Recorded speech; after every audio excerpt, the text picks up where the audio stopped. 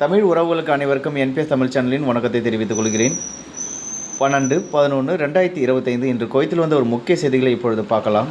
குவைத்தில் எண்ணெய் நிறுவனத்தின் ஏற்பட்ட விபத்தில் உயிரிழந்த இந்தியர்கள் தொடர்பான புதிய விவரங்கள் வெளியாகியுள்ளது.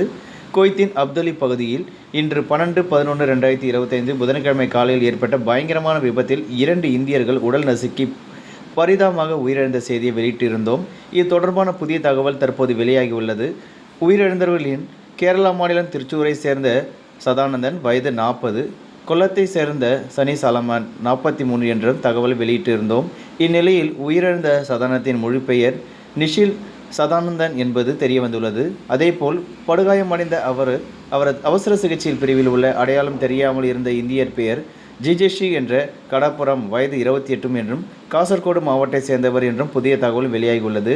மேலும் மற்றொரு பெரும் துயரமான செய்தி, உயிரிழந்த நிஷில் வருகின்ற 17ஆம் தேதி விடுமுறைக்கு தாயகம் சென்று கர்ப்பிணி மனைவி ஆதிரா 1.5 வயது மகள் ஜானகி மற்றும் அவரது பெற்றோரை பார்க்க திட்டமிட்ட முன்பதிவு செய்த விமான பயண சீட்டு எடுத்திருந்த நிலையில் இந்த விபத்தில் சிக்கி எதிர்பாராத விதமாக உயிரிழந்துள்ளார்.